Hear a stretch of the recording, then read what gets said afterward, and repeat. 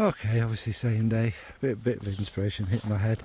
Can't think what this will be, but 5 early spring fragrances, only 5, so it'll be short and brief, but we start putting on them fragrances that go spring, and a little bit floral, still a little bit green and that kind of thing. So yeah, don't need to waffle on, that's all this video is.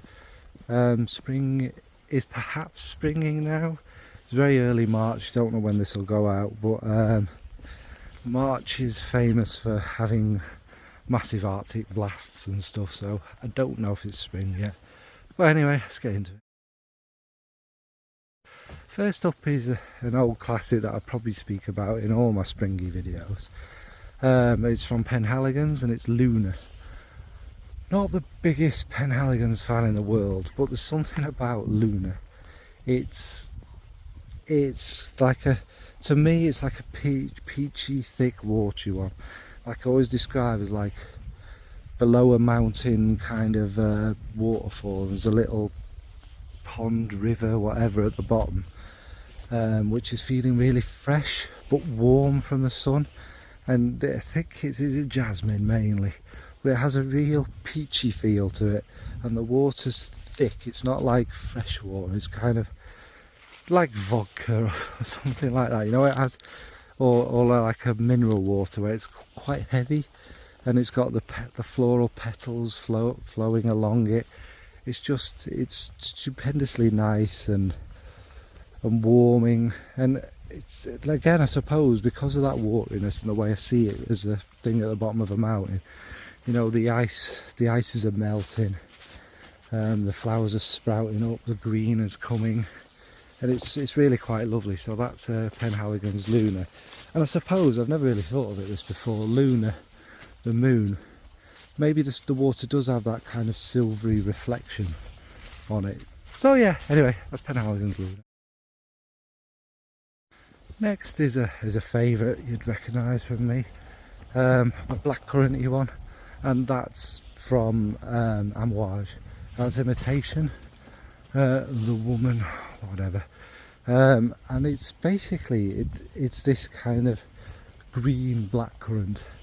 It's got that kind of, at first it's quite sharp and quite, I wouldn't go as far as pissy, but I can see why people describe it like that. And then it just warms up as all the other notes come through, and in there also is some licorice, which gives it this kind of much richer, kind of darker touch through it. And then there's all the greener notes, and it's amouage, there's all the resins. I think there's a bit of incense of some sort stuck in there, but it is predominantly this kind of fruity, dark one, with the brightness from the green, which is like a, you know, like a cold, wet spring day maybe. You know, everything's a little bit dank. The fragrance isn't dank, but you know, like the licorice will be that kind of danky greenness, and then the freshness of the fresh greens and the blackcurrant and what have you. These are not very detailed, I know. That is Imitation from Amouage. And next we've got one from Olfactive O. I have to put a kind of indie one in here, of course. It's Citrus, and I have been wearing this and rocking this quite a bit. This is beautifully bright. It's a bright, sharp, but kind of candied lemon rind, with champagne is kind of the main kind of thing with it, and a little bit of vetiver and patchouli in the base, which grounds it nicely. But it is this kind of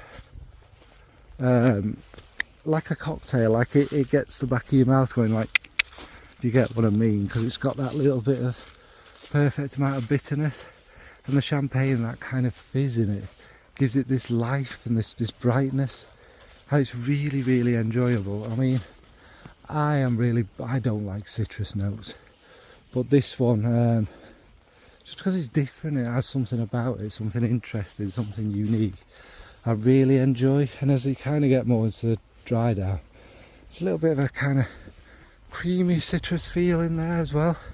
So it's really fresh, bright, happy, and it's, again, after these months and months of darkness, something like this just kind of makes you feel a bit happier. So that's Citrus from Olfactive O. And next we're going to go for Gardenia EDT from Chanel, which I recently mentioned. But again, like I say, this is them kind of green flowers, and just as the flowers have started to push through and stuff, maybe more late spring if we're being honest. But it just has that, it fills it up the air with that heady white floral feel. They're starting to get a little bit richer and a little bit thicker like they do in the summer air. It's got this kind of greenness running through it, a bit lily of the valley, I'm sure. I don't know off the top of my head what's in there. And the other florals along with the gardenia, giving it this kind of green hue about it. It's not quite warm and sticky though. It's still got that kind of fresh breeze coming through it. And obviously again there's a little bit of a kind of groundedness from the patchouli and stuff. A little kind of, yeah, earthiness. It's not an earthy patchouli, but you know what I mean with patchouli sometimes. It gives you this kind of grounding, doesn't it? The way you can see and imagine the flowers, and then also the earth underneath it being alive and teeming with green and flowers as well. And it's warm, it's a nice big hug, and it's very spring-like. So that's Gardenia from Chanel. And another one I've been rocking of late is Sakura from Dior. Oh, it's good. This reminds me of other fragrances actually now, but it's basically, I don't know what it's got to do with cherry blossom really, but whatever. You can see the blossoms and stuff, and it's got this lilac-y violetiness going through it. Again, like the last one, kind of greener with but the more purple florals and stuff, which is again late spring I suppose around here, more May kind of thing. And it's got that sumptuous sweetness, but the patchouli in this is quite big and quite it's not quite like Gris Dior, but it's got a lot more kind of presence, and it adds that kind of texture to it all. And it is walking on it. I suppose I see the Sakura thing.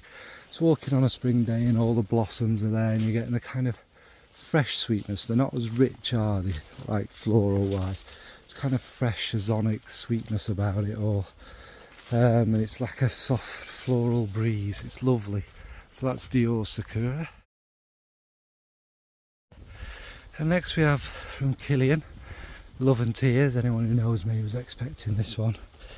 This, oh hang on, there's basically a whole massive green meadow of jasmine flowers and lily of the valley. It's got all the aspects. It's got all the aspects that you'd expect, you know, like the sweetness and the kind of slight indolic touch, the greenness, that kind of magic jasmine does to you, where it goes up your nose and kind of makes you feel ooh, and relaxed and calm. And then the lily of the valley in there just has that kind of green, fresh spring day to it. Little bit of soapiness, and you kind of see the meadow and the flowers just bobbing away slightly like that. It's undisturbed, there's peace round for miles, and it's just lovely. It's one of them, I suppose it's all about the jasmine, but the little, you know, things that they put in to kind of amplify it really help this out. If you love jasmine, Love and Tears is definitely one to smell, especially jasmine on the greener side. So that's Love and Tears from Kilian. And finally is maybe a more summery one, but I'm wearing it now. Is Dryad from Papillon. Which is it's basically it's a chypre, isn't it? So it's all these kind of dry grassy notes, a little bit of rose. But what really shines through this one is the narcissus. That beautiful, bittery, greeny, sweet, amazing flower that it is. Just filling all these traditional kind of chypre notes. So you do get that kind of, well, it makes you think of that kind of dried, kind of very hot, arid-ish country, you know, where everything's a little bit yellow, little bits of green. And then the narcissus just kind of adding this magic to it. It's really, really lovely. Yeah, probably summer, but it's just one of them I've wanted in spring, just for that kind of floral goodness, a bit of kind of greenness that taking me to these places with all these little bobbing yellow flowers and whatnot. And there's a gorgeous, gorgeous muskiness, obviously like a lot of papillons. It's lovely. So yeah, that's that. Okay, I think that might have been more than 5. It doesn't matter, does it? It was very brief, everything's very short. Like I say, I've started to get back into this again. But what kind of spring-like fragrances have you started wearing? Is it spring where you are yet? Yeah, I don't really need to waffle on, do I? Like I say, I'll try and do this more regularly. And obviously with the dog, get out and walk more. Yeah, have a good day everyone. Thanks folks, bye.